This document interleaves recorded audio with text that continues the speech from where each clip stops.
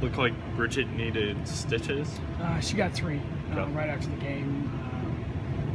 Caught her in a bad spot, so she's going to have some marks to show that she competed here in the couple of years she's been here already. But she's okay. She's fine. No concussion.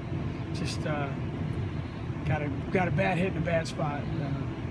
Cut me neck and kind of fixed her up afterwards. But just 3. Is she a tough kid? Very tough. She's from Canada, hockey player mentality, I guess. But no, she doesn't complain much. She plays through stuff. Last year she got hit. I've never seen a kid get hit that hard in a game. And the next day she's like, "Coach, I want to play." And didn't have the heart to tell her. It looks like she was in a car accident. We want to play her, but no, she's very tough, hard nosed. She ran back in the training room. And they did something to stop the bleeding. She ran back out and said, "I want to play." So yeah, very tough. Wants to play, wants to contribute. But she should be fine. Yeah. Looking at TCU, they haven't won yet, but they've had a very difficult schedule. What do you see from them on film? They've played a really hard schedule starting out, and every time we played them, it's kind of the same. They like to press.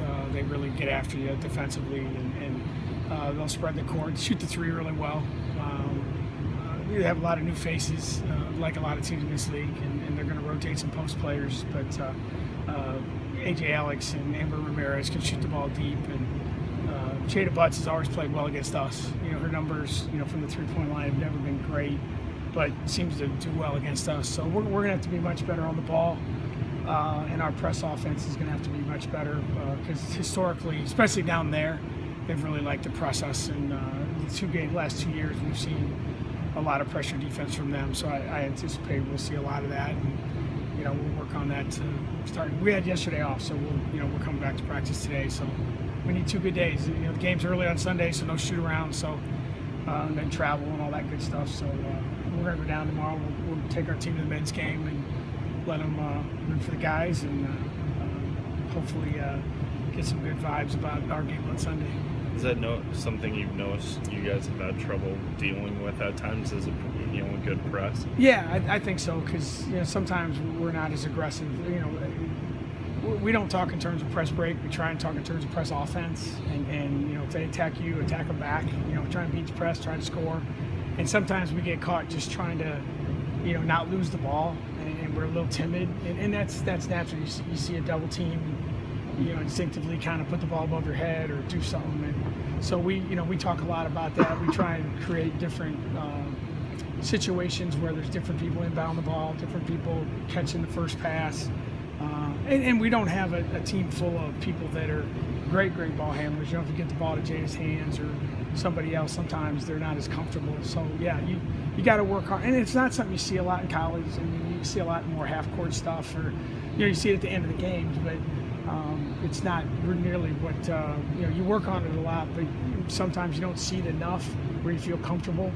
But we'll work on it really hard the next 2 days, because I think we're going to see a lot of it.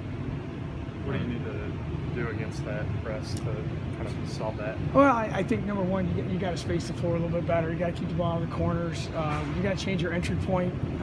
Not inbound the ball to the same person in the same spot every single time. We have a couple different press breaks that we'll use and try and make sure that they don't know who's going to get it, where they're going to get it, how they're going to get it. And the other thing is, if you prevent them from scoring and you're not fouling, it's harder to press too. Most teams press on dead balls and score. So if you're doing a good job defensively, rebounding wise, keeping them off the free throw line, that can help minimize the number of times you're going to see the press. And if you beat it, if you're good against it and you beat it a few times, then sometimes they'll take it off too. So most people don't keep going to it.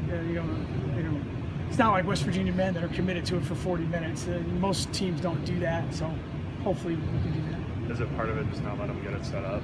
Yeah, I mean, I think some of it, sometimes you get it in quick, and sometimes, but I think the biggest thing is to spread the court and make sure you have as many good ball handlers, and that everyone's got to be involved. You got to want the ball and not run down the other end and hide, put your hands up in the air and hope you get it. I mean, you got to have everyone that wants to go get it, go to the ball, all the fundamental things that you talk about. But it's something that when we've done it well, we've looked pretty good and we've gotten some shots. And then there's other times we've looked really bad and they've made some bad decisions. And like I said, especially when you do that on the road, that hurts. The live ball turnover is, to me, is one of the worst things you can do because it creates so much pressure for your defense, and we got to be better at that.